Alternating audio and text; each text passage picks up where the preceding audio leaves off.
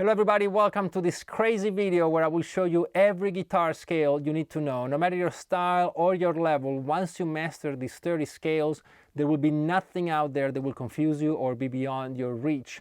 Now, is it true that these are all the scales out there? Well, no, the world is full of scales, but if you master these 30 scales, everything else will be a slight variation here, maybe add a note there, take one off here, maybe change this one for that one, but it will all be very marginal and very related to at least one scale you're going to learn today. So this will open up your melodic vocabulary like nothing else, and it's a great companion to my previous crazy video, the 8.5-hour long learn every chord video, but that was a collection of videos, whereas today I'm going to record it all from start to finish. I'm starting at 11 p.m. and I don't know how, if and when I will finish, but please join me. Let's begin. This video will of course be all about the scales, but before we begin, there are a few things I need you to understand so you can make the most out of the video. Don't worry, just 3 very simple music theory concepts, and a lot of you might already know all of them. But the first thing is the difference between whole steps and half steps, so extremely simple. Next is the concept of music intervals, so the distances between notes. And finally, the concept of parallel versus relative scales. A lot of you will already know all this stuff, but if you want to follow along in the next couple of minutes so we can make sure we all start from the same page. First up, half steps and whole steps. Very simple. A half step is the distance between one note and the note right next to it. On the guitar, it's extremely simple to see because each fret on the guitar is a half step. So if I go from fret 5 to fret 6, that's a half step. If I go from fret 2 to 3 or from 2 to 1, that's a half step as well. On a keyboard, you will just play a note and the key right next to it, either before or after. So if you're playing an E, the next note up would be an F, the next note down would be your D sharp or E flat. So very, very simple stuff. And a whole step is 2 half steps, and therefore on the guitar you play one note on the 5th fret, skip the 6th and move up to the 7th. Or maybe you want to go from the 4th fret down to the 2nd. It doesn't matter where you play it, as long as you play a note, leave one in between and play the next one, you will get a whole step. All the scales we'll look at today will be made up of whole steps and half steps in different sequences and different combinations, and some of them will even use 1.5 steps here and there, and that's very simple. What's 1.5 steps? Well, a whole step plus a half step. So if we start on the 4th fret, for example, of the 5th string, a whole step will bring us up to the 6th fret, plus a half step from 6 to 7. So here's my 1.5 steps. You've seen it 1,000 times in your pentatonic scale. So nothing really complicated, and let's move on to the next theory concept, intervals. Intervals are simply distances between notes. So from any note I start with, I can build chords, scales, sequences, chord progressions, all based on the distance between the 1st to the 2nd to the 3rd to the 4th note. When we play chords, we play a series of intervals one on top of the other. And it's a very important concept, much more important than the notes themselves, because what really makes a sound and a song and an emotion and a feel is the distance between the notes and not so much what notes you play. An example I often use is this. If I played you these 2 notes, you would already know what it is, right? But what if I play them here? You still think it's the same piece. Now, it might not be at the right note, but you still recognize it right away. And the reason is that because it's not that important if I play a D and a B flat, or if I play a G and an E flat. What truly is important is that I played, in this case, a major third apart. So intervals are an integral part of everything you do in music, and of course, of scales. Without going into too much detail, we all know that our system of music uses 12 notes. Basically what that means is that if you start from any note, like this C, before you reach the same C again, but an octave higher, you go through 12 possible notes. On the guitar, it's handily signaled by these 2 dots here, which means that basically on the 12th fret the guitar starts over again, On a keyboard, you'll see these blocks of octaves repeating up and down the keys. The problem is, though, that we have 12 notes with our sharps and flats, but we only have 8 names for the notes, A, B, C, D, E, F, G, but also 8 intervals. Why? Well, because if the root is C and the octave is C again, there's only 7 distances or names for these distances, which are seconds, thirds, fourths, fifths, sixths, sevenths, and then the octave is the 1 again. So how do we figure this out? Well, the easiest thing is to divide intervals into 2 sections. The first one is the quantity, what I call the quantity, and the next one is the quality. The quantity is extremely simple. If I'm in C and I want to find the second, all I do is count C, D. As simple as that. Oh no, but I want to find the fourth, C, D, E, F. Now, this is extremely important because the fourth of C has to be an F. The second of C has to be a D. That's a rule, and it's extremely important. The fourth of B, B, C, D, E, will have to be an E. Could be E natural, could be E flat, could be E sharp, but it will have to be an E. The second step is to find the quality of that interval. Basically, you have seconds, thirds, sixths, and sevenths, which are called minor or major, and the fourths and fifths are called perfect, but also augmented and diminished. This is a bit of a reductive explanation because there's a few more things going on in the background, but for now it will do. And as a matter of fact, let me show you this very simple table. I'll overlay it up here. As you can see, if I start from my root C, I have my seconds, thirds, fourths, fifths, sixths, and sevenths. And let's try now to build all these intervals one step at a time. Let's go with the quantity first, and let's take the next interval up from the root, which is the second. If I'm in the key of C, the seconds will have to be D. So let's put a D on the minor second, and let's put a D for the major second. Then we can move on to the third, C, D, E. Let me just put in the E's there, and then F's for the fourths, and G's for the fifths. And then sixth will be A, and the sevenths will be B's. Now, of course, this doesn't quite work, right? Because if I have to reach from a C to the C again as an octave, I want to make sure that every column in this table is 1 half step. So we go back to the first concept of half steps. So we need 12 half steps to go from root to octave. So all we have to do now is make sure that the distance between each interval or each column progresses in half steps. So let's take the minor second. From C to D, is that a half step? Well, no, it's a whole step. So let's make it a half step by simply adding a flat. C, D flat, perfect. Is D flat to D a half step? Yes, great. And if I go to E, is that a half step from D? No, again, let's put a flat in there and we get E flat and E. And then from the major third to the perfect fourth, that's already a half step, E to F, perfect. And now for augmented fourth, we'll add 1 more half step, so F sharp. For this column here, we're going to share the same note but different names. So we have F sharp or G flat is the same sound. And then the perfect fifth is G. How about the minor sixth? Well, you might have guessed already, it's A flat, and then A, and then B flat, B, and C. And now if I look at the whole thing, I see that I'm going from C without skipping any note, any sound. I'm covering the whole 12 half steps back to C again. Just a word of advice, don't confuse the minor columns or intervals with the flats. In the key of C, they correspond, but in many other keys, they don't. So don't think that just because it's a minor interval will have to be flat. Not at all. And also one more thing, in this video I will show you all the scales in the key of C. Otherwise we'll get so much into theory that will take away from the scales themselves, and this is going to be a long video already.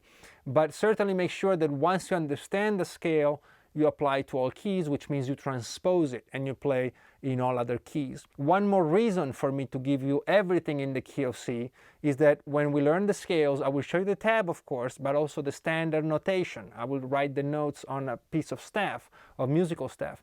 If you can read music, great. If you can't, it's still very useful because our first scale, the major scale, it's made up of only natural notes, no sharps and no flats. So even if you go to the most complex scale we'll look at later, you'll be able to compare it to the C major scale and go, like, oh, look, these three notes are flats, here's a sharp, and you'll be able to tell exactly what difference there is between a scale and another. The final concept I want you to understand before we dive into all these scales is the difference between relative scales and parallel scales.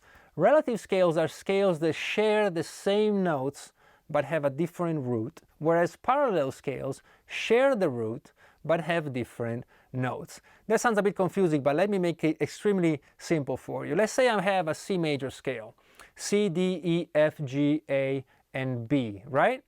And that's my C major scale, and I played and I'm happy with it. But then I wonder, I heard a lot of people talk about minor scales. What's that?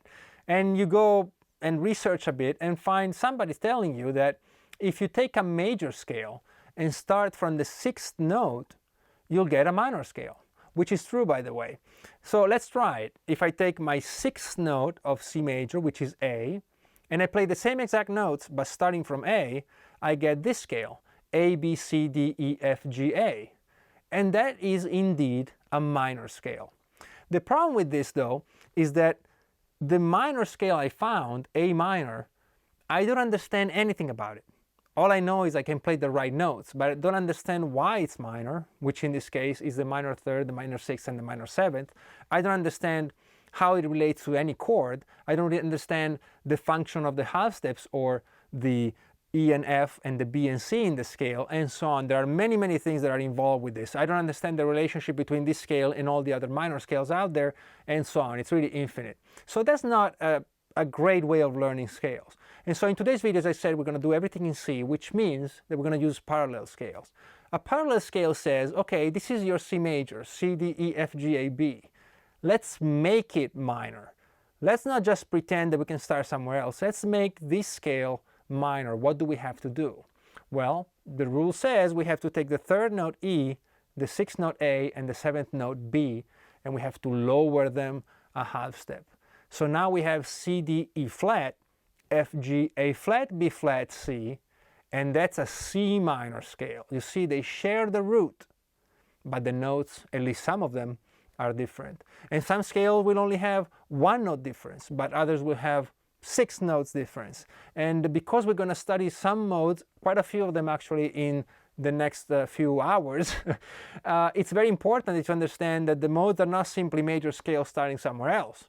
Instead, they are their own entity, their own musical entity with their own sound, their own emotional content, their own drive, and their own cadences and their own needs and resolutions and tensions. So these are the 3 things I want you to know. If you've got this far, great job. And now actually we can start with our first scale, which will of course have to be the major scale.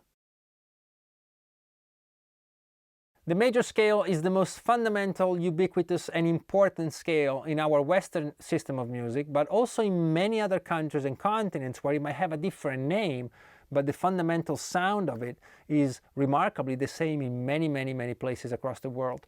And as we saw earlier, it's built on only the major intervals, which means we have the root, the major 2nd, the major 3rd, the perfect 4th, perfect 5th, major 6th, and major 7th. And it's so important that every other scale is compared to the major scale. We say, oh, the minor scale is the same but with the flat 3, 6, and 7, and the Lydian scale is the same with the sharp 4, and so on and so forth, as we'll see. So the formula or the starting point that we use for major is simply root, 2, 3, 4, 5, 6, and 7. And everything else for every other scale will be slight variations of this. Now, we talked earlier about whole steps and half steps, and one way of learning scales, which we will not use today because it's really uninformative, is not really useful, but it might get you out of trouble once in a while, is to use combinations of whole steps and half steps. In the case of the major scale, and just for this once, is the following: whole, whole, half, whole, whole, whole, half. So once you start from no matter what note, you can apply whole, whole, half, whole, whole, whole, half, and you'll find a major scale. There's limited benefits to this method, so we're going to leave it there. But if you really have no idea what you're doing, it's a great way of finding all the major scales on your fretboard. So what does the major scale sound like? Well, it sounds like this.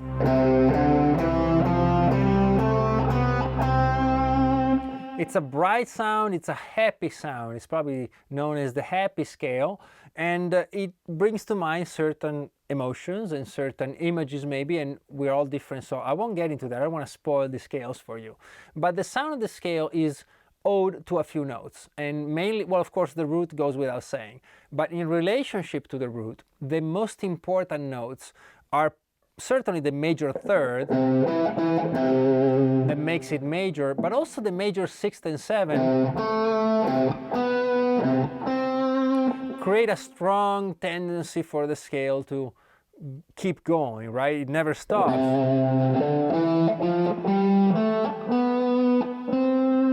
It really wants to get to the end. It's really satisfying to hear the scale come to completion. This doesn't happen with all scales, as we'll see soon. Now let's hear throughout the whole fretboard. I'm going to show you one position today for each of these scales, and we're always going to start on the 8th fret of the 6th string throughout. So let's play the whole thing.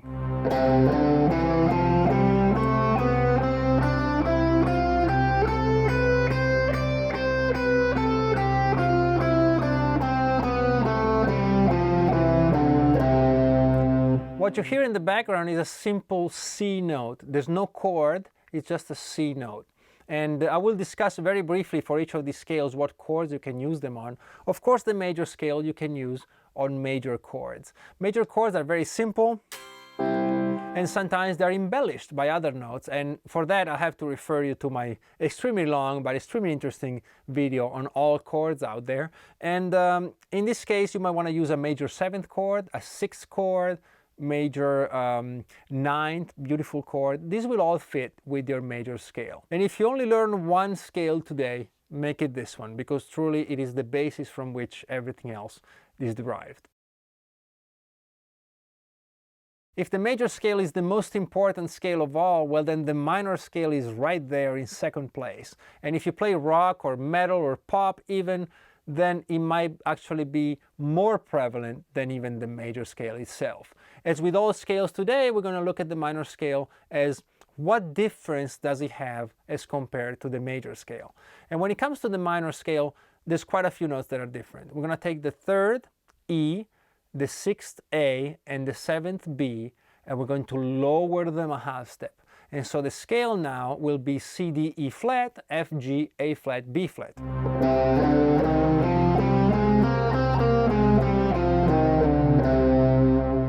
You can hear already it's very different. It's not happy anymore. It's a matter of fact, it's kind of sad. It's unsure maybe. Again, I won't go into too much detail. I don't want to spoil it for you. But now if I play the whole position over a root C, you'll hear it for yourself.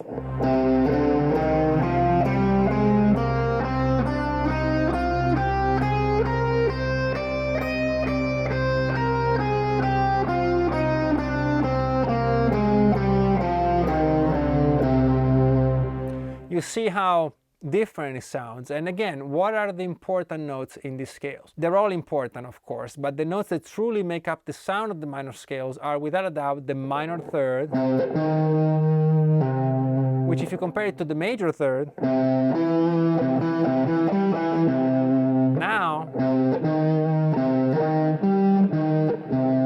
very different. And then you have the flat 6 and flat 7,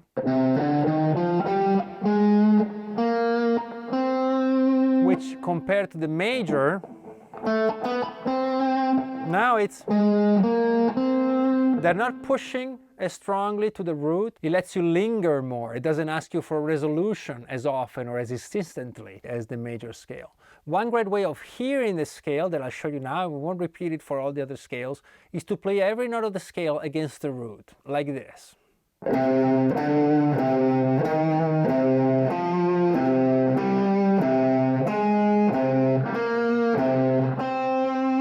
This really lets you hear the relationship between each of these notes. Another thing you should focus on that will make you truly understand scales is how all the notes that are the same, that are shared by different scales, sound completely different when played in different contexts. So, for example, if I play C major,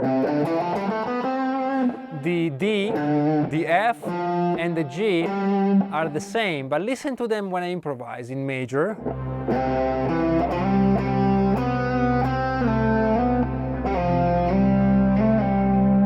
And minor. This is a D, same D as before.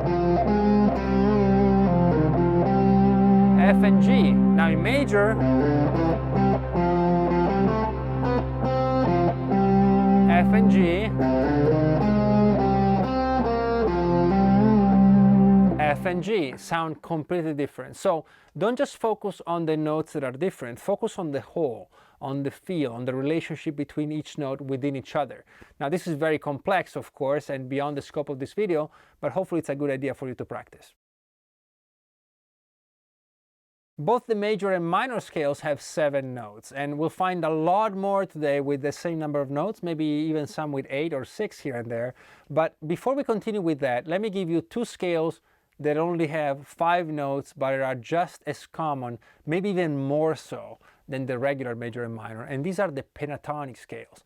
So the first one we'll look at is the major pentatonic scale, and pentatonic means 5 tones, so extremely simple.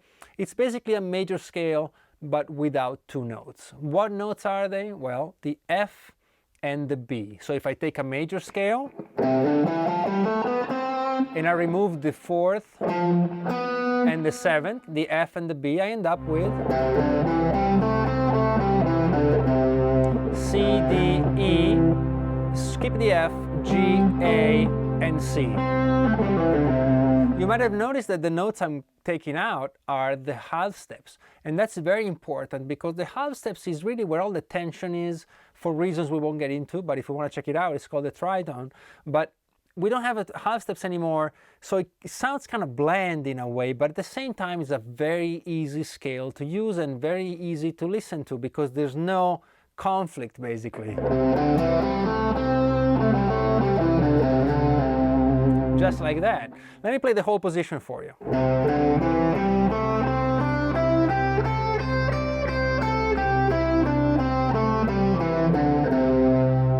Nice and peaceful, right?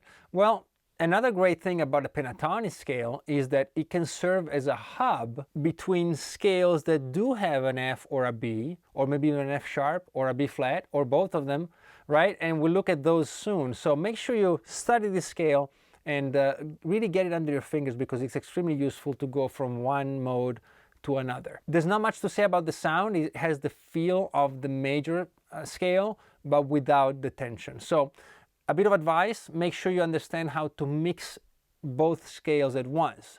A great exercise for that would be to maybe ascend with the major scale and descend with the pentatonic, and then do the opposite, ascend with the pentatonic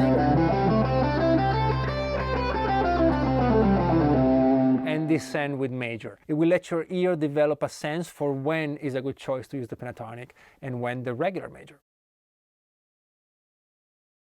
The minor pentatonic scale is also built by removing 2 notes from the minor scale, of course, and these notes are the 2nd and the 6th. In the key of C major, those are D and A flat, and again, these 2 notes sit right where the half steps are. So in minor was like this: C, D, E flat, F, G, A flat, and then B flat and C. So the half steps are between D and E flat and G and A flat. We get rid of the D and the A flat, there's no more half steps, and the effect is kind of the same. It kind of lowers the minor thing of the scale. Still very much minor, of course, because of the minor third, but more open, more ambiguous. Let me play the whole position for you.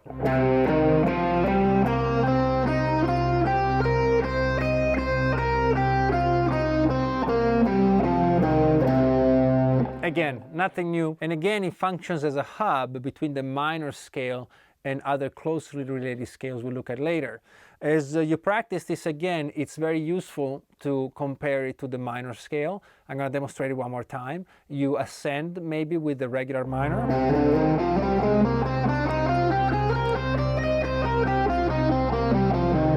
and descend with the pentatonic, or the other way around, it will be apparent when you do it how one is basically enclosed within the other. Very closely related to the minor pentatonic scale is the blues scale. And the blues scale is not really a pentatonic because it has 6 notes. Why? Well, because we're adding one note to the minor pentatonic, but not one of the 2 that we took out. One that is very strange, and it's called the blues note, and it's the diminished fifth. The diminished fifth is a tritone, so without getting into that, we are basically giving back to the scale tension, and even more tension than the one we took away. And here's what it sounds like.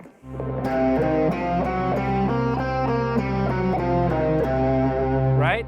And the extra note, of course, is this G flat here. So we have C, E flat, F, G flat, G.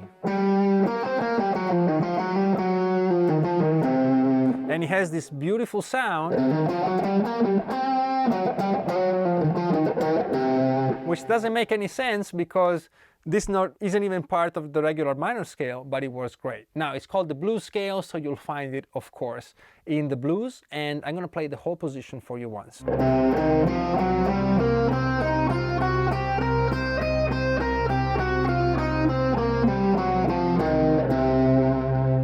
Very beautiful. Again, played over any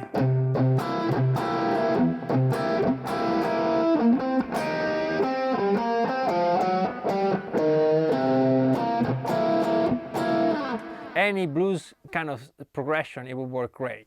Now, before we continue, I'm going to give you a little extra scale here, and it's not part of the video, but it's very cool. And one thing you can do is take the notes of the blues scale, the one I just showed you, and add to them the major third from the major pentatonic scale, which is an E. And the scale will go like this. You have the regular minor pentatonic, plus the blues scale, the blues note, sorry, plus the major third, E.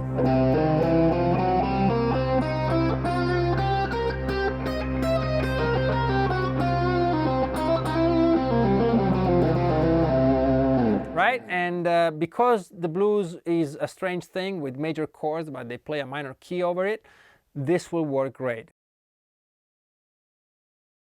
Now we're going to move on to what is called the modes. And the modes are scales derived from major scales, but many times are seen as simply relative scales. Remember when we said that A minor was the same as C major starting from A? Well, you could do it with every note of the C major scale. You could start the C major scale from D and you will get Dorian. You could start from E and you will get Phrygian, and so on. But we're not going to do that because I already explained to you why that doesn't work. So we're going to actually study all the modes as separate scales, and of course always in the key of C. Now, don't forget that major and minor also are defined as 2 of the 7 modes. The other name for major is Ionian, you might have run into it, and the name for minor is Aeolian. And if we were to look at them as a major scale starting on different degrees, Ionian, of course, starts from the 1, so C, D, E, F, G, A, B. Aeolian is minor, starts from the 6th. And now we're going to go in order with Dorian, which starts on the 2nd, Phrygian on the 3rd, Lydian on the 4th, Mixolydian on the 5th, Aeolian we'd already done, and then Locrian on the 7th. But again, instead of looking at it like that, we're going to study them as independent scales. So Dorian is a minor scale, and what makes it a minor scale is that it has a minor third, which in the key of C is the E flat. But it's not a regular minor scale. Instead, it's a minor scale with a natural 6th, which means we take the 6th note of the minor scale and bring it up a half step, just as it were in the major scale. And this is not trivial because the modes are usually kind of bridges between different other scales. So the Dorian scale has the sound of a minor scale, but just a tiny bit brighter, a tiny bit more confident, maybe a tiny bit more major. And if we express it as our good old formula, it will be 1, 2, flat 3, 4, 5, 6, and flat 7. So compared to the major scale, we only lower 2 notes this time, the 3rd and the 7th. And this is what it sounds like.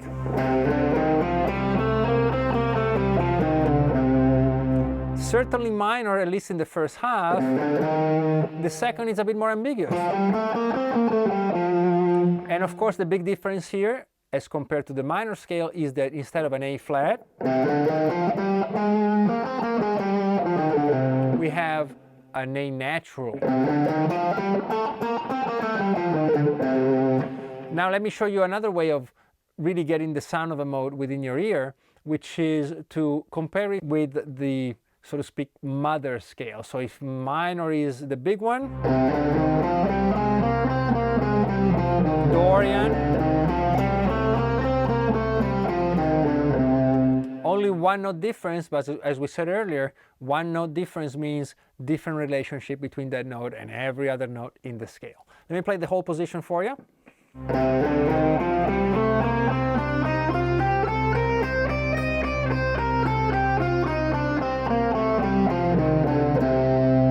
And there you have it. This scale works very well in rock. It's also, as we said earlier, included, or it can be added to the minor pentatonic.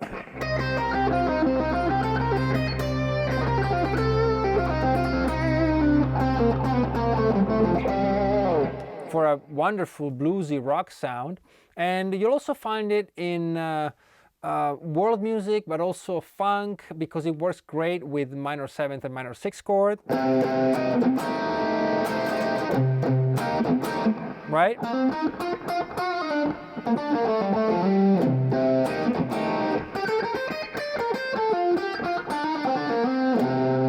Can get a Latin jazzy feel as well. Wonderful scale. This is called the Dorian scale, and of course you should learn it in every key. The next mode is called Phrygian, and again is a minor scale, which means it's closely related to the regular minor or Aeolian, since we're talking about modes. And the difference is that the second note, D, is now lowered the half step for a very unusual and exotic sound. And this is what it sounds like.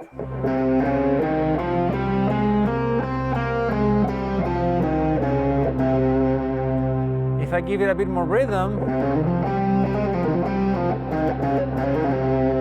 it becomes more and more exotic. As a matter of fact, some of you know I live in Madrid now, and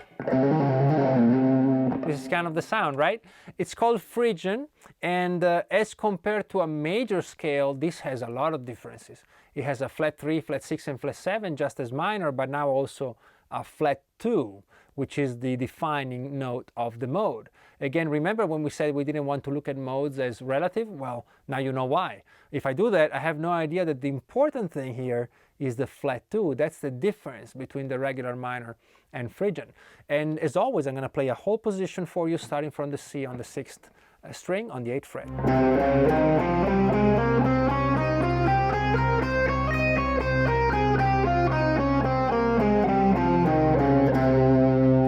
As far as sound goes, it's so defining, you know, this flat second, that I can't explain it more than just playing it.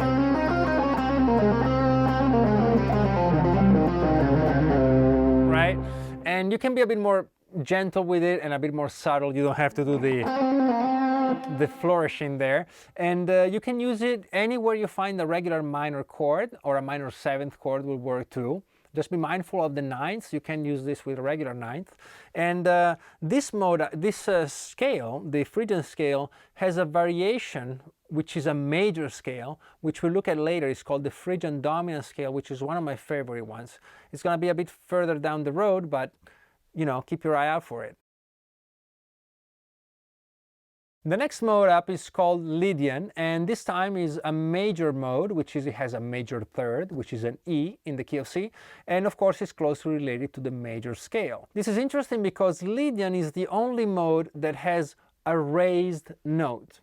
Everything else, Dorian, Phrygian, Aeolian, and Locrian and Mixolydian, we'll see in a second, always flat notes as compared to the major scale, but this one actually has a note sharpened, and that note is the 4th. So in the key of C major, C, D, E, F, G, A, B, we take the F, the 4th note, and we raise it a half step to get this beautiful sound.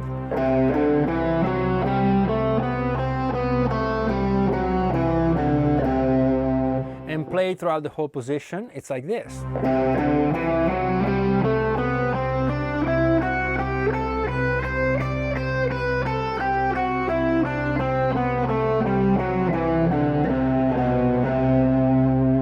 If you look at the important note, the F sharp, and you play it against the root, you'll hear this uplifting, very otherworldly sound, which is the F sharp.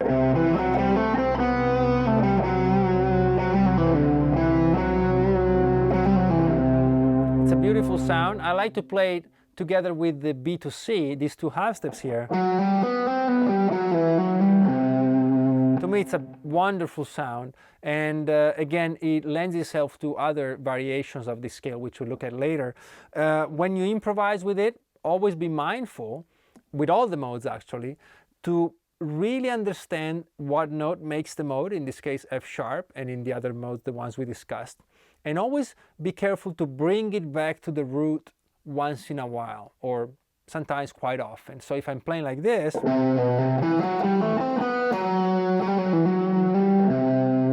I have to be careful not to fall into the relative major scale, because your ear will always choose a major scale or a minor scale, which are much easier for your ear to listen to because it's so used to them, than these strange modes. So when you play a mode, always make sure you go back to the root, you relate that root to the note of the mode, and play around with the note, but don't fall into the relative major scale. In this case, if I play C Lydian, and I play mindlessly, my ear will pull me towards G.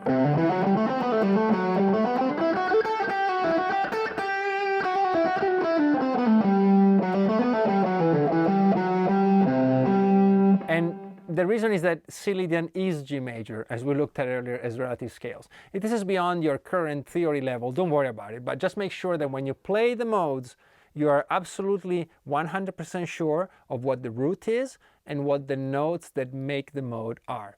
One more thing about the Lydian scale that is interesting is that it retains all the sound of the major scale, the major third, the major second, the major sixth, and the major seventh, so it still has that pull towards the root, towards the resolution,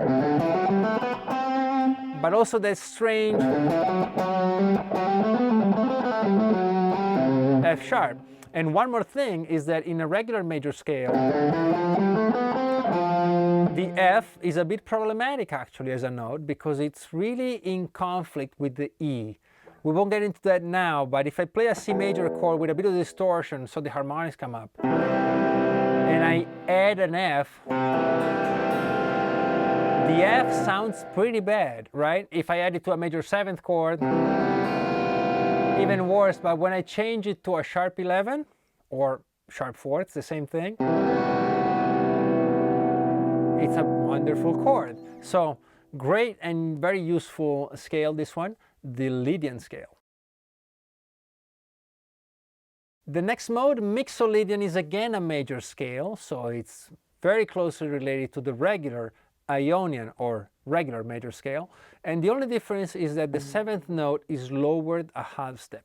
It's a wonderful sound, very useful if you're into rock, blues, jazz again, and pop music uses a lot of it, and there's really no limits to where you'll use this scale. Now, again, very quickly, if it's the fifth mode, it means that a major scale starting from the fifth note will give you this mode, right? So when I play in the key of C, I'm playing C, D, E, F, G, A, B flat, and C.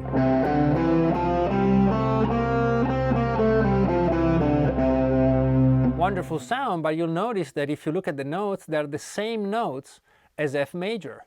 And of course they are. But again, we're not really interested in that, because looking at this as an F major scale doesn't serve any purpose for us. What we need to look at it as is a C scale with a B flat. Then everything will make sense in a Mixolydian way. If we look at it as an F scale starting from C, it would simply sound as F major, and as we said earlier, our ear will be drawn again towards F, and it will defeat the purpose of learning the modes. Let me play the whole position for you.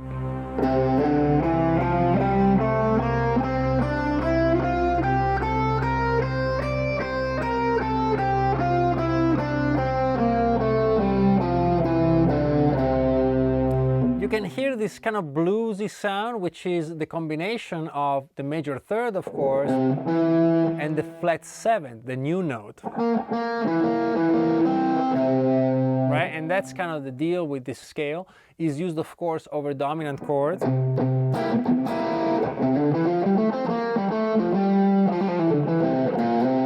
That's the sound of it. And again, you want to really truly hear it, well, make sure you play all the notes against the root. Now,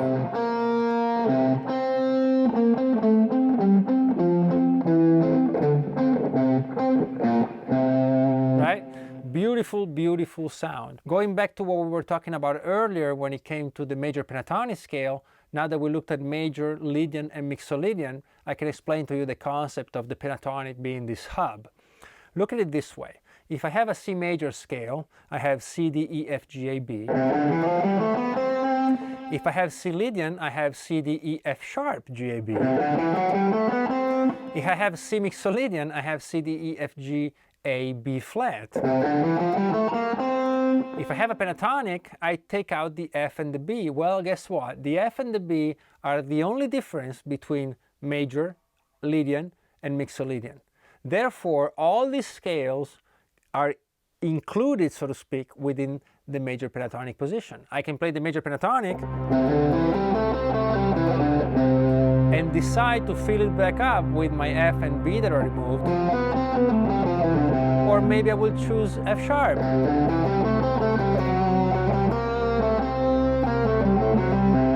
Or the B flat, and so on. Wonderful. The last mode of the diatonic modes, the modes derived from the major scale, is called Locrian. And the Locrian mode is built on the final note, on the seventh of the major scale. And it's a strange scale because it has a bunch of flats, the second, the third, the sixth, and the seventh, just as Phrygian, but now also the fifth is flat. And that means that we don't have a perfect fifth. This is the only scale so far that doesn't have a perfect fifth. And that to our ear sounds very, very strange. The perfect fifth is this sound. The power chord, or... I mean, it's Star Wars. We do need the perfect fifth. And yet this scale takes it away. By taking it away, it becomes a diminished scale. And of course, it fits very well over diminished triads or the half diminished chord, which is the minor 7 flat 5 chord, and that's the seventh chord of a major scale. I must refer you back to my very long video on chords for that, but certainly it's a useful scale because the minor 7 flat 5 chord or half diminished is part of the harmonization of the major scale. So you will run into it in very simple and very common circumstances. Now let me play the octave for you. You hear right away the effect of the flat 5.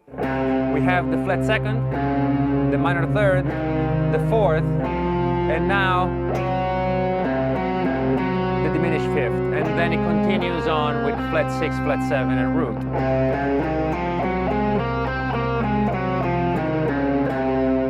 Has a bit of that Phrygian feel coming from the flat second, but also that very unusual diminished fifth. Let me play the whole position for you.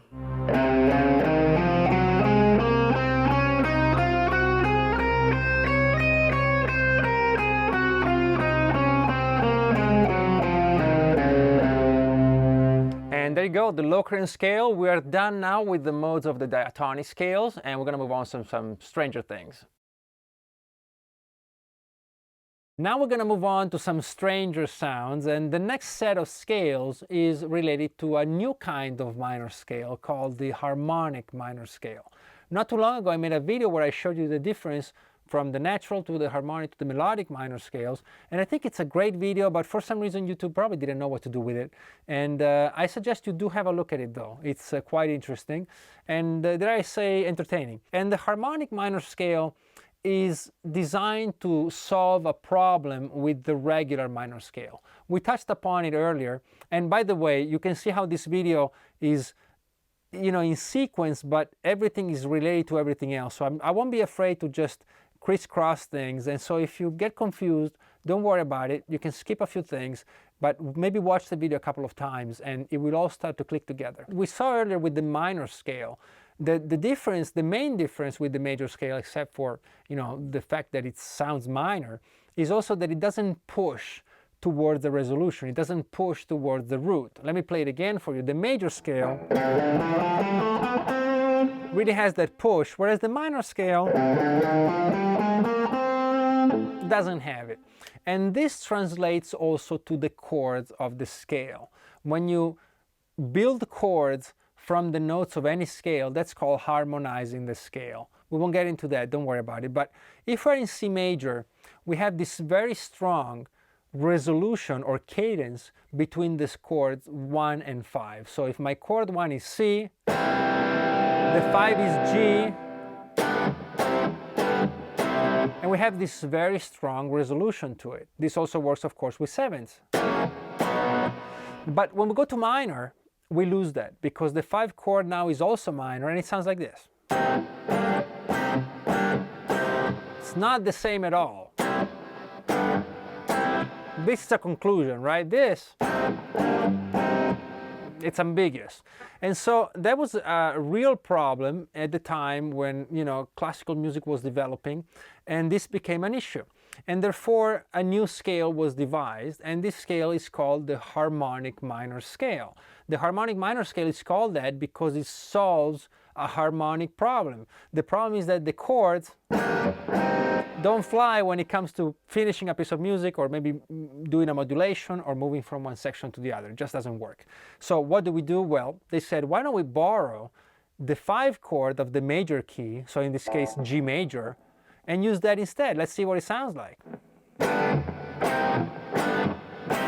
It does work. It does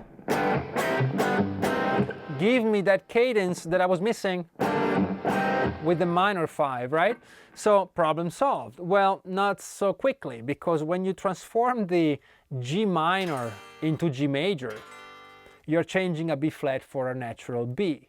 Now, if I modify a chord, I have to modify the scale accordingly. And so what I have to do now is go through the minor scale of C, but when I run into that B flat, I have to make it natural. B, E flat, F, G, A flat, B.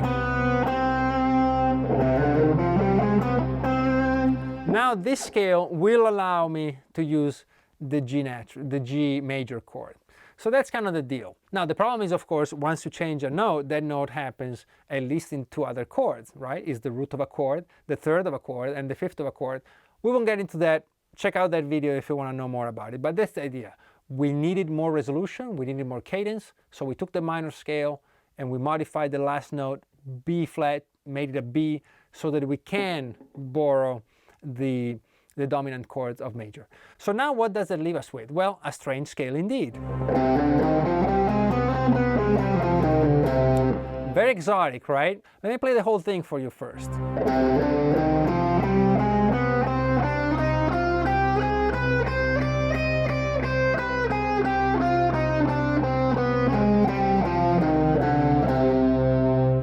Very well, so you can hear it. Now the problem with this scale is that whole step plus a half step now that we have between the A flat and the B, it's so overpowering that it kind of distracts you from the whole thing. So now we're going to look at the modes of this scale. There are 6 more scales we can use or build by starting on different degrees of the scale. Some of them are very interesting, some of them are not very useful, but the reason I include them in this video is that to truly understand a scale, it's very important that you understand how the modes work. So how the relationship between whatever the note you're interested in, it might be that natural 7th now, relates to every other note, and the best way to do it is to rotate the root around this note. So I'm going to cover all 6 other modes of the harmonic minor scale, but I will make sure to point out the ones that I think are the most useful. First up for the modes of the harmonic minor scale is the Locrian 13, sometimes known as the Locrian 6 or Locrian natural 6. And the good thing about all these modes is that they have this very descriptive name, most of them, that makes it very easy to compare them to the modes we looked at before, the diatonic modes. So if you know your Ionian or major, Dorian, Phrygian, Lydian, Mixolydian, Aeolian or minor, and Locrian, all these other modes will be slight differences or slight variations of those previous modes. Okay, so as the name implies, if I have a Locrian natural 6, it's probably a Locrian scale we looked at just a little while ago, but the 6 will be natural, or raise the half step. It's a scale that I really enjoy, really strange, very unusual. You won't use it very often, but the beautiful thing about it is that you can still use it in the same context as you use the regular Locrian. Remember, the Locrian scale was used over diminished triad or a minor 7 flat 5 chord. Because this chord doesn't have a sixth, I can play it as I played it before, a flat 6. I can play it a natural 6 now. It still works because that sound is not included in this chord. And what I'm telling you now for this chord applies to every scale and every chord. That's how you figure out if a scale can work on any given chord.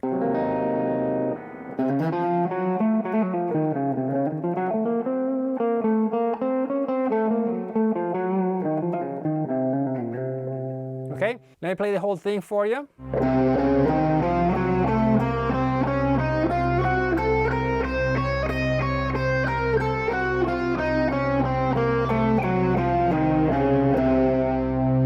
Now, one thing you'll notice with these modes of the harmonic minor scale, again, as I said, that whole step plus a half step, that minor third interval there is so overpowering that all these scales kind of sound like the harmonic minor scale. So if you really want to hear them, you have to maybe make a loop of the appropriate chord, and on top of it,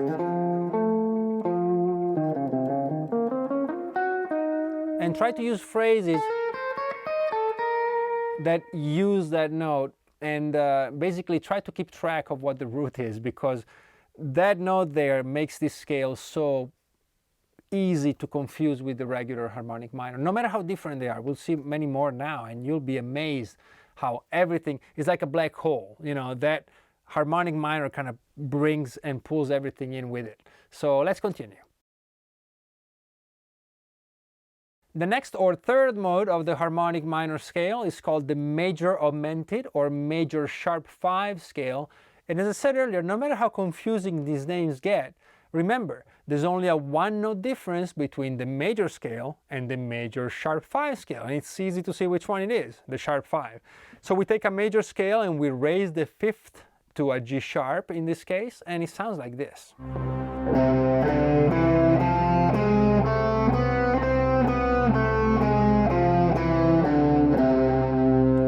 I like this scale because the chord that comes with it is the augmented chord, which is a beautiful chord,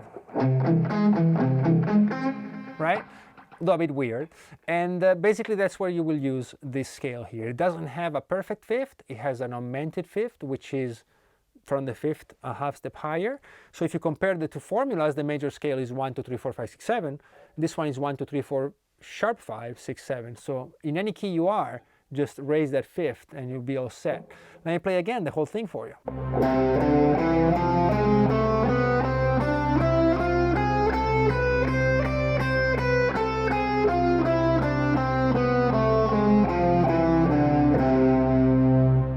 It's quite obvious what it sounds like. Again, this is not the most useful one of all the modes, but certainly great for your training too.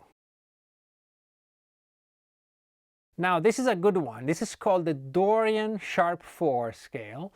And very simply, again, it's the same as Dorian, but with a sharp 4. The formula would be root, second, minor third, sharp 4, fifth, sixth, and flat 7. Now, there's always going to be that whole step plus a half step, that minor third. That's going to make it sound weird no matter what. But check this sound out. Ready? It goes like this.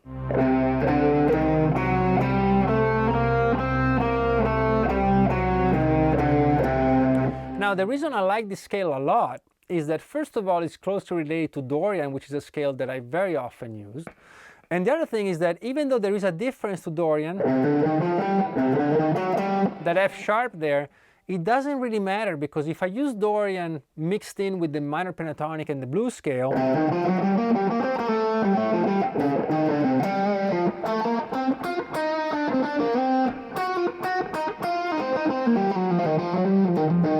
right?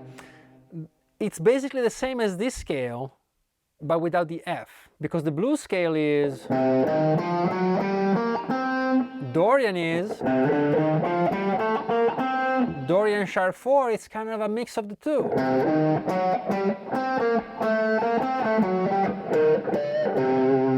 And it's a beautiful sound. So whenever I'm playing pentatonic,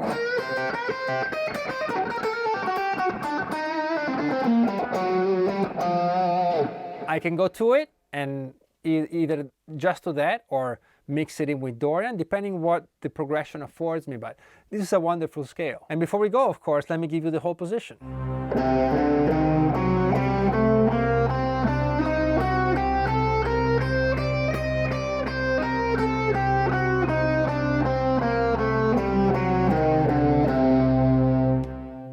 Check this one out, it's great.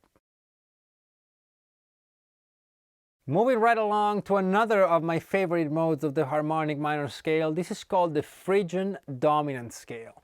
Remember the Phrygian scale was that one? With an exotic flat 2.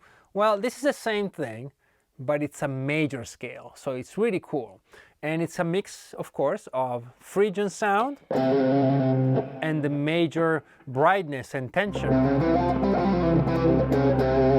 Beautiful.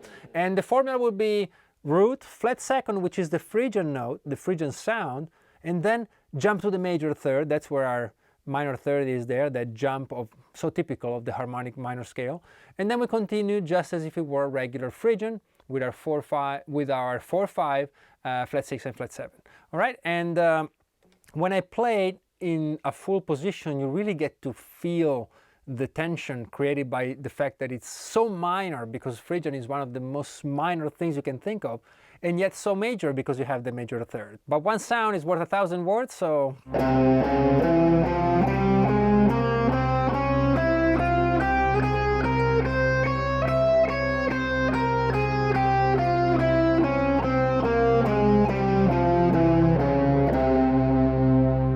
And the wonderful thing about this scale is that you can actually play it over a simple major chord, because the root, the third, and the fifth are all there, and so over a C major chord,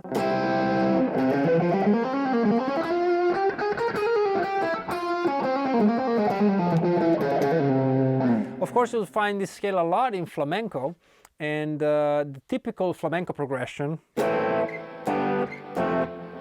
which is very extremely reductive, because flamenco really doesn't use this so often as we think. But over this progression here, you would use exactly this scale and not the regular Phrygian, which a lot of people do, and it always sounds a bit weird. When it comes to strange scales, it's hard to beat the Lydian sharp 2 scale. Again, the name implies a very simple scale. Lydian plus a sharp 2. But what's a sharp 2 or augmented second? Well, it's a minor third with a different name. And so because the Lydian scale is a major scale, this one has kind of both the minor third and the major third, which doesn't make a lot of sense. It's kind of a weird sound, because it's really hard to justify the minor third, even if we call it augmented second, together with the major third. It sounds pretty cool when I play by myself, but when you play over a major chord, it just doesn't really quite work. But I use it sometimes if I have a chord that doesn't have enough information to make it a problem. So if I were only playing over a bar or a power chord, then I can squeeze them in.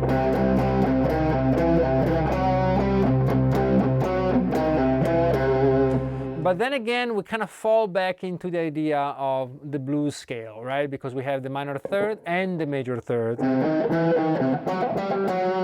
and the blues note. So there are many ways to look at this.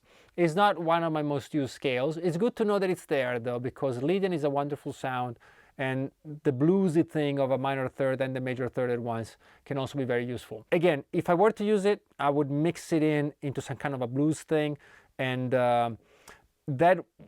in that sense, though, I feel bad recommending it, because then I'm not using the second as an augmented second, I'm actually using it as a minor third. Anyway, if you're following me, great. If not, don't worry about it. Let me show you the full position.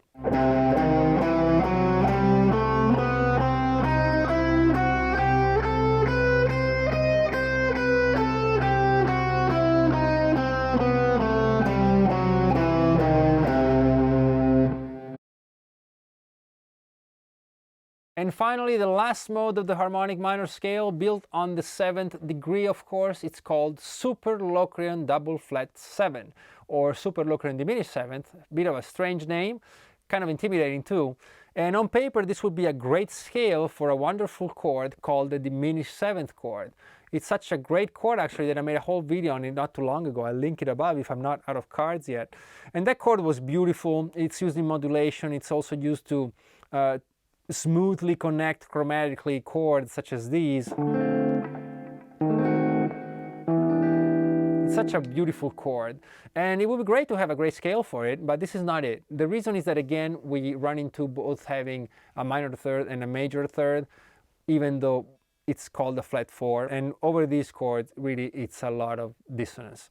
But here's the scale. It has a root, a flat second, kind of cool for Locrian, a minor third, great, but then it has a flat 4, and the flat 4 is a major third in sound, not in name, but in sound.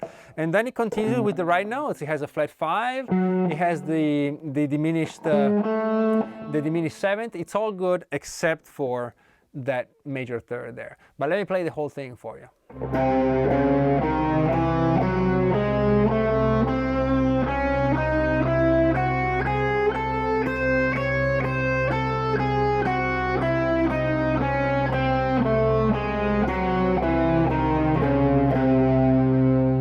Like all the modes of the harmonic minor scale, it's very easy to confuse it for the actual harmonic minor, as we said many times.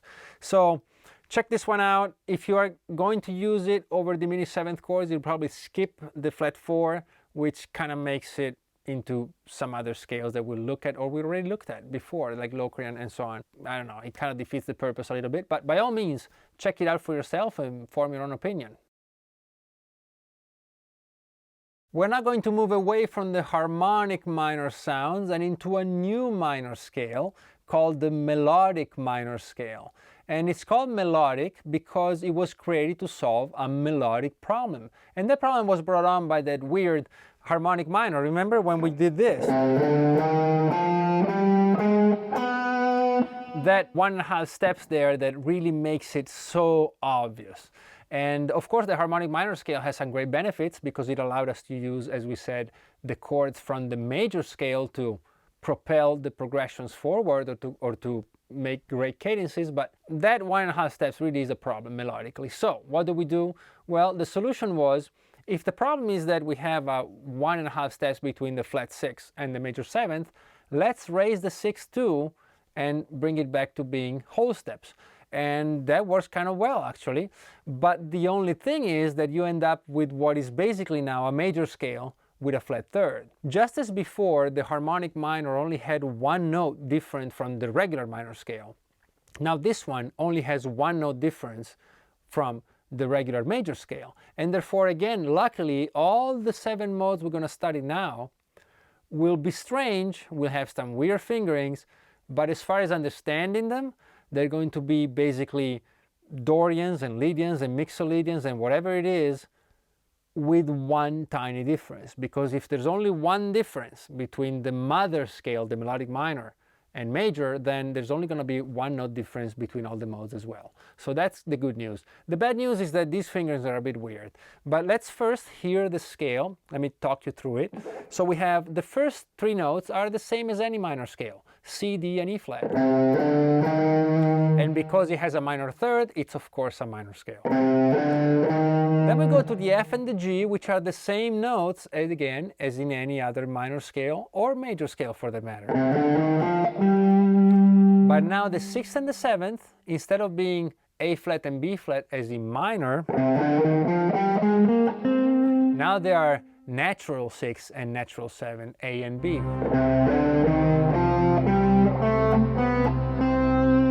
So you see how the first half of the scale is minor and the second half is major, and they overlap on the 4th and 5th. And you see how melodically, though, it doesn't create any issues. Gone is that weird sound of the 1.5 steps there.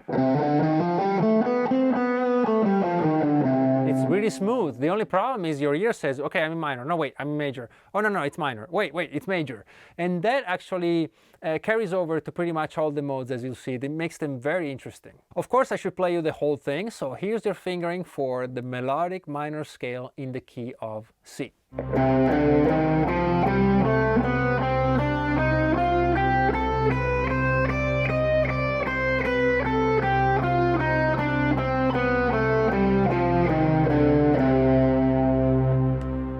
Where can you use this scale? Well, of course, over a simple minor chord, because the root, minor, 3rd, and 5th are there. So if you have a C minor chord,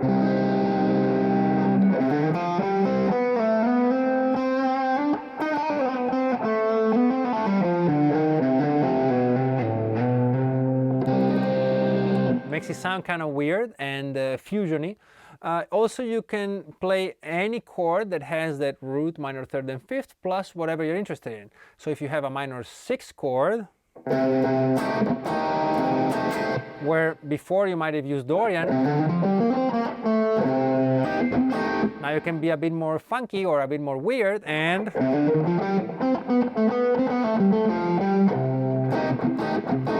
right?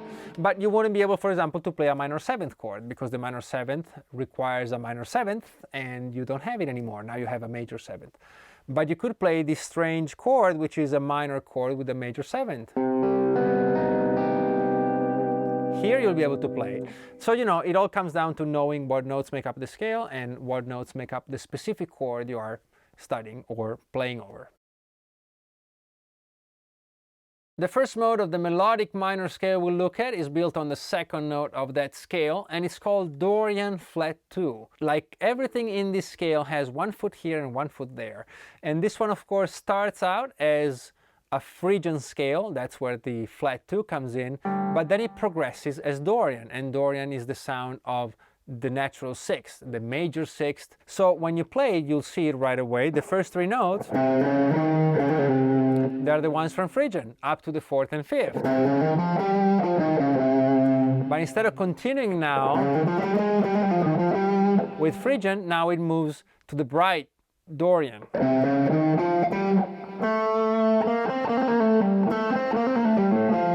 So if I sit on the 2nd half of the scale,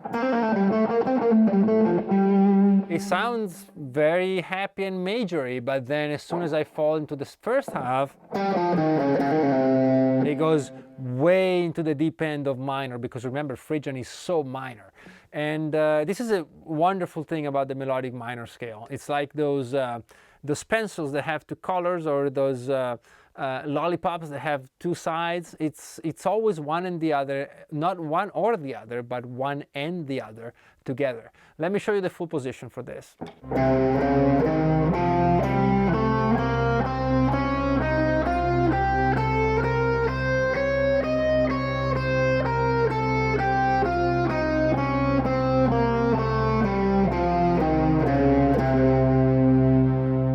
So where would you play this? Well, again, it's basically a Dorian scale. Just be mindful of the flat 2. So Dorian you can use with a minor 7th, with a minor 6th, but as long as you don't have a 9th, because the 9th then will be in conflict with the flat 2. 9 and 2 are the same thing. And that's how you, again, how you go about using these scales. Figure out the chord, figure out if there's any conflict. If there is, maybe you can't use this scale, but you can use one of the other ones that we looked at for harmonic minor and natural minor. Okay, well, I can't use the flat 2, but I have one there, over there, the regular Dorian doesn't have a flat 2, so I can use that.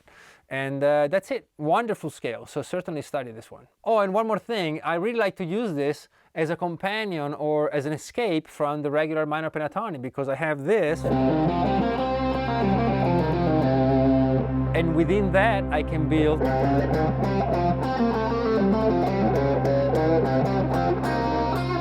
I can do all that, right? Because it's included, or it can be, within the minor pentatonic scale. This next mode is called the Lydian Augmented, and it's probably the one I use the least from this series based on the Melodic Minor. And the reason is that augmented chords are such finicky chords, and you can't really use them more than in passing, unless you are, really into some kind of progressive or explorational jazz stuff. It's not really a chord you just jam to. And this scale here has a sharp 5 or an augmented 5 and no regular fifth. So that creates a conflict. But when played over a drone, over a single root, then I do enjoy it, and it's certainly a sound you should know. And the idea here, of course, is that you have your regular Lydian sound, but the fifth, it's raised a half step, and that's really all there is to it. So I'm just going to go ahead and give you the whole position.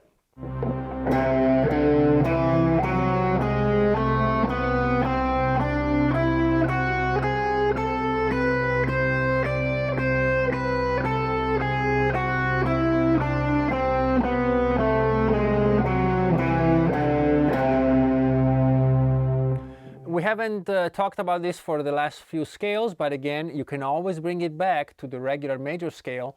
If your formula for that was 1, 2, 3, 4, 5, 6, 7, and you want to understand about the Lydian Augmented or the Lydian sharp 5, all you do is go to the fourth and raise it, because that's what Lydian does. So you have 1, 2, 3, sharp 4, and then because this is an augmented scale or a sharp 5 scale, you also sharpen the 5 or raise it up a half step. So now you have root 2, 3, sharp 4, sharp 5, 6, and 7. It's really that simple, and that's why I insisted so much on the major scale, because once you have that, everything is basically variations of it. And the more regular modes you know, and the more of these scales you know, then you have the intermediate steps, right? Because if I have this one, I have to know what augmented is and what Lydian is. But if I already know Lydian, then it's just taking Lydian and raising the fifth. You see, so it all comes together eventually. Now this next one is one of the coolest and most useful of the modes of the Melodic Minor, and it's called Lydian Dominant. I sometimes call it Lydian Mixolydian, and it's also sometimes referred to as Lydian flat 7. And it truly is a mix of Lydian and Mixolydian, and because these are the major modes, they work very well together.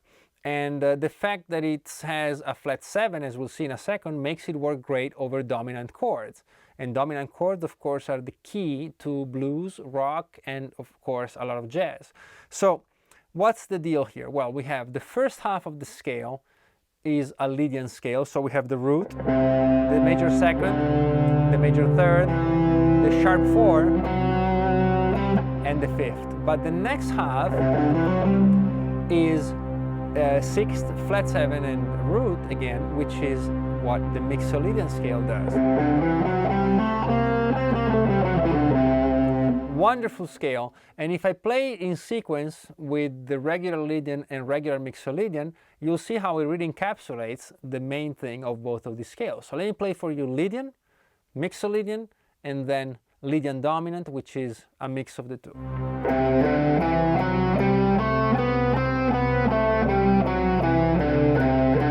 Mixolydian,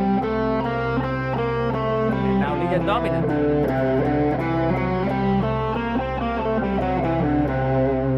Such a wonderful scale. Let me give you the whole thing, of course.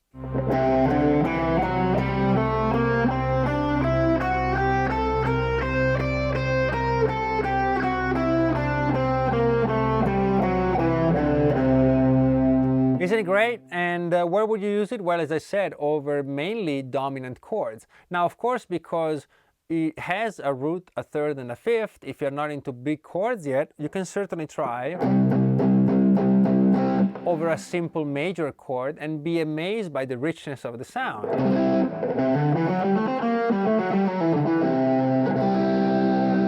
It really adds a lot of color to it, because we usually associate a major chord with a major scale, which is great, but it's also a bit bland, or at least blander than this really rich scale, which has the sharp 4 and the flat 7. This next mode of the Melodic Minor scale really is a double whammy with the previous one, because it's again one of my favorite scales to use. And again, it's based on the Mixolydian scale, but it has a twist. It's called the Mixolydian flat 6. By now you know that if you know what Mixolydian is, which is a major scale with a flat 7, well, all you have to do is lower the 6th as well, and you get the Mixolydian flat 6. And it's a wonderful sound because it's major, of course, because it's Mixolydian, so you have the root, 2nd, major 3rd, and 4th and 5th. But the second part of the scale has a flat 6, flat 7, and root, which is basically a minor scale. So you have major in the beginning, minor at the end. It's the opposite of the natural minor scale this comes from. Remember, the melodic minor scale was minor the first half and major the second half. Now this one is major the first half and minor the second. And it's a wonderful scale. It's kind of major, but it truly has a moody sound to it.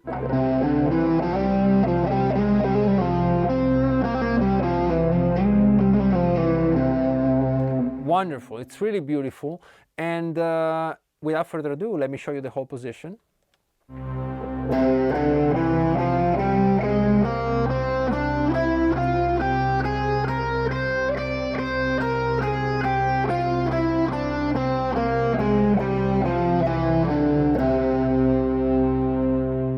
Where would you use it? Well, I would use it everywhere, you know, but certainly over a major chord it has an amazing effect. You can use it over dominant chords, like all Mixolydians, and really anytime you want, as long as you can fit in either that major 3rd or the flat 6 and flat 7. That's where the conflict will be, not really with the 2nds and 4th and 5th. So play with those notes, and what I would suggest also, if you can find a full progression that fits these scales, because the melodic minor especially has a lot of strange chords in a strange configuration, you can use these scales over, you know, certain chords in a progression. If you have a progression where you have a major chord and you can fit this in, well, you can try it out. It doesn't have to be over a whole progression. Outside of jazz, maybe some fusion, you won't find truly melodic minor based chord progressions, or at least not very often, but you'll find, you know, opportunities to fit these weird scales, and the ones from the harmonic minor too, over some of those chords. And if you are masterful with it and tasteful with it, it can have some great results. Next up is the Aeolian flat 5, sometimes called the Aeolian diminished. And what it is basically a Locrian scale, but with a natural 2nd. And the problem with the Locrian scale is that it had a lot of strangeness and a lot of dissonance. It was really strong, but this one, because now it raises the 2nd, the first half is not as exotic, it's not as Phrygian. Now it's basically a minor scale. But now you hit that flat 5. So it's kind of the best of both worlds, so to speak. You have the softer sound of a major 2nd, but you still retain the flat 5. And why is that important? Well, because you can play this scale over a simple minor 7 flat 5 chord, which, if you know how to harmonize a major scale, you'll find on the 7th degree. So this is a chord that you'll find in the most basic chord progressions of basically major. But now, instead of using Locrian,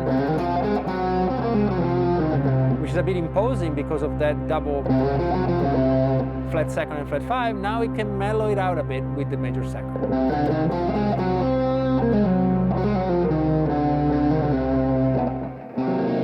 Play it here. I really like this sound, and I sometimes in my head call this Locrian natural 2, but it's actually called the Aeolian flat 5. Let me play the whole thing for you, of course.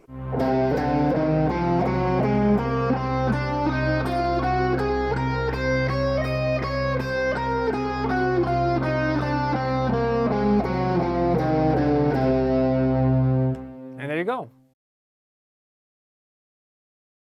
And finally, we reach the last mode of the melodic minor scale, and this is a very important scale. If you play jazz, for example, you must know it, and you must know it well. It's called the altered scale. The reason it's called the altered scale is that it includes all the alterations that are used over dominant chords in jazz music. These are the flat 9, the sharp 9, the flat 5, and the sharp 5. To make a long story short, and I don't want to get in too deep into this, in jazz music, when you find a dominant chord, which is a major chord with a minor 7th, you can alter it by adding or changing notes. And the flat 9, sharp 9, flat 5, and sharp 5 are the ones that you'll see all the time. Either by themselves, such as maybe a dominant chord with a sharp 9, you might know this chord. So it's not only for jazz, but also mixing the sharp 9 with the flat 5 or the flat 5 with the flat 9 and so on. For more on this, check out the video on chords, and one of the sections is based on altered chords. But what makes this scale so useful is that it has all these notes within it. So when I start playing it, I have my root, my flat 9, which is the minor 2nd, my sharp 9, and that covers the 9s, right? But then I also have my major 3rd, which is a condition for a dominant chord. Then I have my flat 5, which is G flat, and my sharp 5, which is G sharp. So right here I have my 9s and my 5s in both flat and sharp, which is exactly the alterations that are present over dominant chords. Plus I have my major 3rd, which is a condition for a dominant chord. It's all there. And then when I move down, I have my flat 7th, B flat, which again is a condition for a dominant chord. So within this scale, I have my root, 3rd, major 3rd, and the flat 7, which gives me the dominant chord. And then I have the flat 9, sharp 9, flat 5, sharp 5.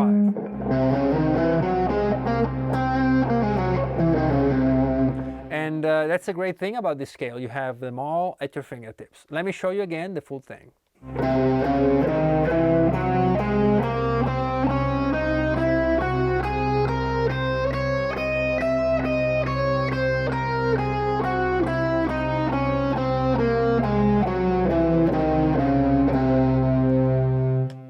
So if you play jazz, you have to know this one. Now, since we've leaned so much into the modes throughout this video, I thought it would be fair to do the same thing with the pentatonic. Remember when we played the major pentatonic scale, we had a major scale without the 4th and 7th, which leaves us with root, 2nd, 3rd, 5th, 6th, and root again. And of course, we could build modes of this scale too, which means we can play the same scale, but the root start from the 2nd, the 3rd, and so on, the degrees of that scale. Now, we already covered, of course, the first mode, which is the major pentatonic scale, starts with the first note, and the minor pentatonic scale is the one that would start on the last note. But there's still 3 more notes, the 2nd, the 3rd, and the 5th.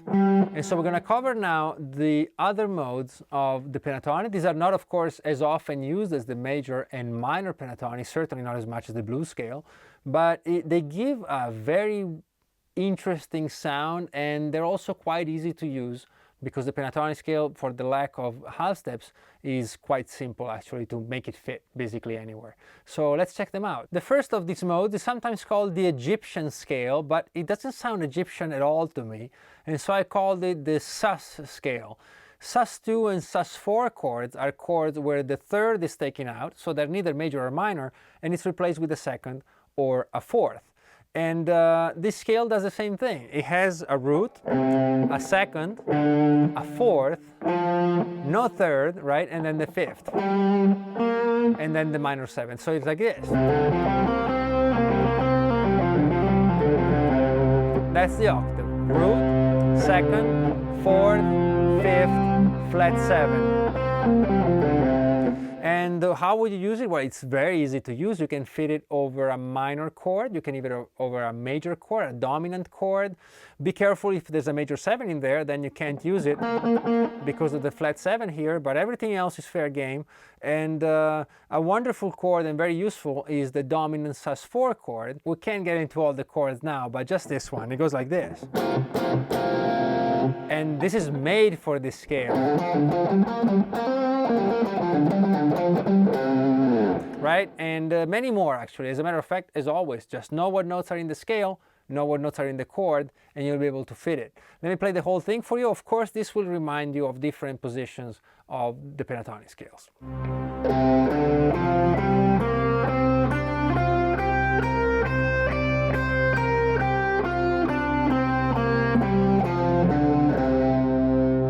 As always, keep in mind that these will kind of want to fall towards the regular major or minor pentatonic, so make sure you always stick to the root and bring those notes towards the roots if you feel like your sense of key and tonality is slipping. This next mode of the pentatonic scale is called Gong, and it's prominent in Asian music, Chinese music specifically, like all pentatonic scales actually, because the 5 notes of traditional Chinese music and classical Chinese music are the same notes as our pentatonic scale. And this one is interesting because it's not a suspended sound like the previous one, but a minor sound.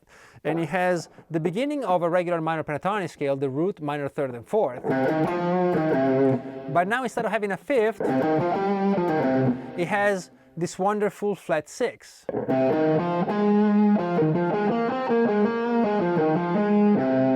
And I love this scale because it's minor, it's very minor, because it has both the flat 3, the flat 6, and the flat 7.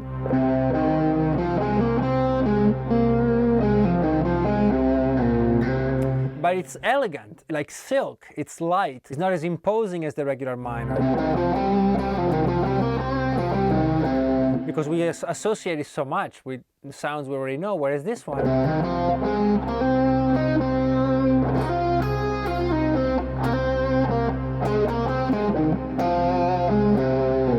you always want to, stay away from the parody of what we perceive as, pseudo-Chinese music, because Chinese music is very rich, actually, harmonically and melodically, and also as far as the instruments go, really fascinating. So we want to be careful with it because this scale really lends itself to it, but also a lot of it has to do with what's underneath and the rhythm you play. So instead of doing these phrasings, you could do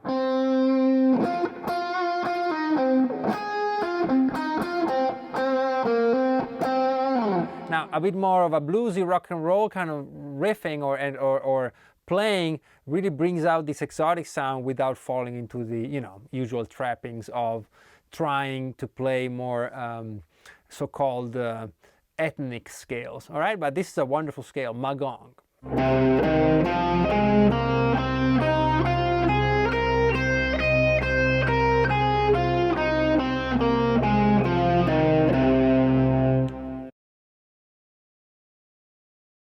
And the final mode of the major pentatonic scale, before we would run into the minor pentatonic again, that would be on the last note. It's called the Yo scale. It has different names actually, usually associated with Japan. Quite similar to the previous, the Sas scale or Egyptian scale, because it starts the same, has a second and a fourth, no third. But instead of the minor 7th, has a major 6th. And the good thing about this is that now it will work over the major chords, but also the major 7th chords, which we couldn't do before. Remember, we had to do it over dominant chords then because we had a flat 7, but now there's no 7s.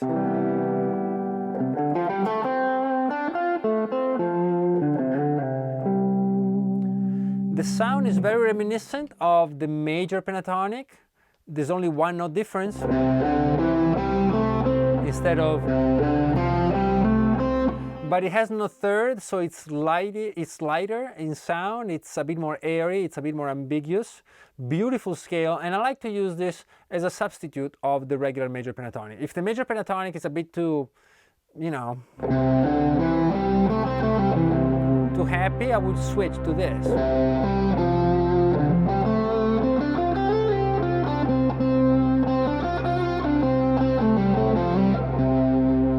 It gives you that more ambiguous feel, it's not simply as bright or as major. Wonderful scale, and I'm going to play the whole thing for you, of course.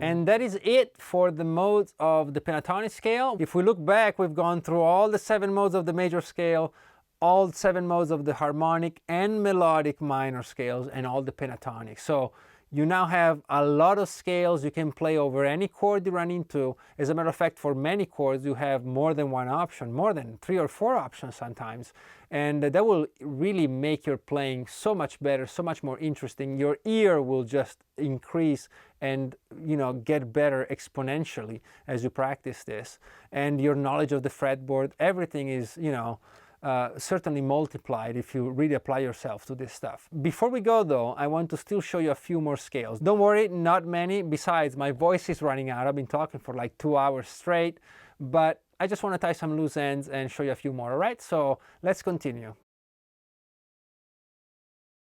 The next scale we're going to look at, I think it's number 28 in today's video. It's called the whole tone scale.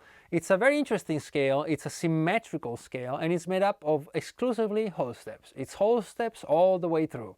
So we have C, D, E, and then F sharp, G sharp, A sharp, or B flat, and C again. I call it B flat usually because this scale is often used over dominant chords, and dominant chords have a minor 7th. So therefore, let's call it B flat. And let's hear it. You'll find this has a dreamy sound to it.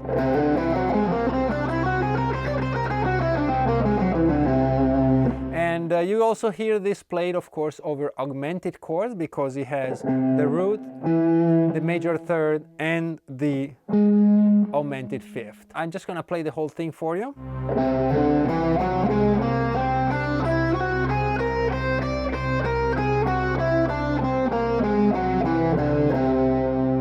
The interesting thing about this scale, among many others, is that there's only 2 of them. Either you start on C, or you start on C sharp or D flat. If you move 1/2 step further, you're back to the C scale, just starting on a different note. And so all the notes in each of these 2 scales, either C or C sharp or D flat, they are all roots as well. So C whole tone is the same as D whole tone, as much as it is E whole tone. It's all the same scale, and so on. Very cool stuff. The last 2 scales we look at today are closely related one to the other. As a matter of fact, one is the mode of the other. And they're also symmetrical scales, and they're often called the diminished scales. And there are 2 configurations. The first one we're going to look at is called the whole-half scale. What that means is that we start from a root and we alternate between whole steps and half steps all the way through. So in the key of C, we just go from the root, 1 whole step to D, a half step to E flat, a whole step to F, and then G flat a half step, and so on. And this first scale, the whole half, is often used over diminished chords. Now, diminished chords can mean many things, but basically you have your root, your minor 3rd, your flat 5, and you would probably have your diminished 7th. It's not a very common scale. It is kind of beautiful though. If you play it over a single string, you'll see the sound very easily. Look like this.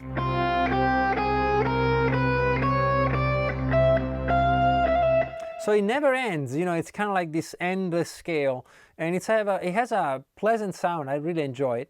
I like to use it if I'm playing over a drone because I don't use a lot of diminished chords, and if I use them, they go by so quickly that I don't have time to really develop the sound. But that might change. I might use it eventually, but here's the full thing for you.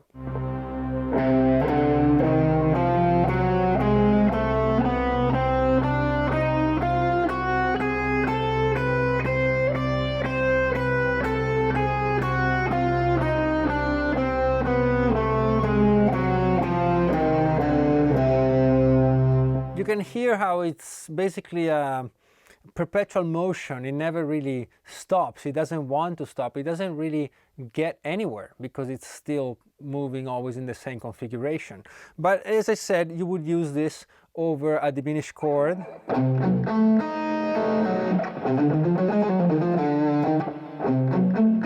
It's a beautiful sound. And if you don't want to get into these chords because maybe your type of music doesn't allow it because you're using a lot of distortion or whatever, again, impose it over a root. Right? you can get the depth of the scale without the hassle. And for the last scale of today, if I can still make it with my voice, I will now show you the half-whole scale. And this scale is made up, as the name implies, of half step plus whole step plus half step plus whole step, and so on all the way through. The use of this scale is a bit different. You would use this actually over a dominant chord. And the reason is that it still includes a lot of those alterations we talked about before. And those are the notes you're interested in when you play over dominant chords, especially in certain styles of music such as jazz. If you look at it, you have your root, you have your flat second, your augmented second or ninth. Does this remind you of the altered scale? Well, of course. Now you have a major third, which you need in a dominant chord, and then you have your flat 5 and your regular 5. So the only thing you have to be mindful of in this scale is if your alterations include a sharp 5. Then this scale becomes not the best option. You might want to go to the altered scale. If this is above your theory level right now, no worries, you probably don't need it then. You just practice it for the sound and just apply it to a very simple chord. Just use it over a dominant chord or just use it over a power chord. Let me play the whole thing for you and we'll wrap this up.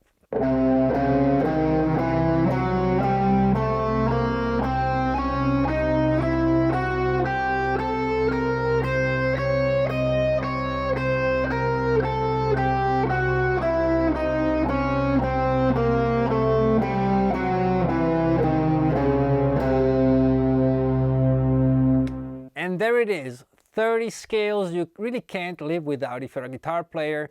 I hope you enjoyed this video.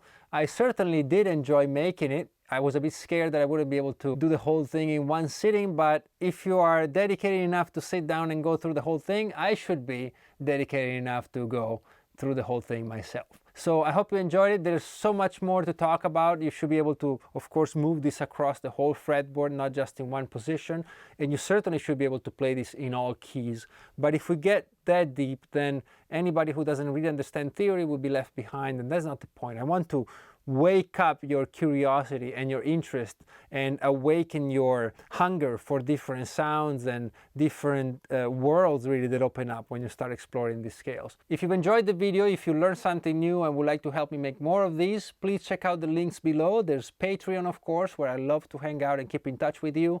There's my books, which, dare I say, will be of great help to your technical development on the guitar. There's music you can listen to, links you can use. No matter what though, thank you so much for your dedication, for watching this video all the way through, for trying to learn, to discover new things, and I hope you make some great music with all this. See you very soon. Bye bye.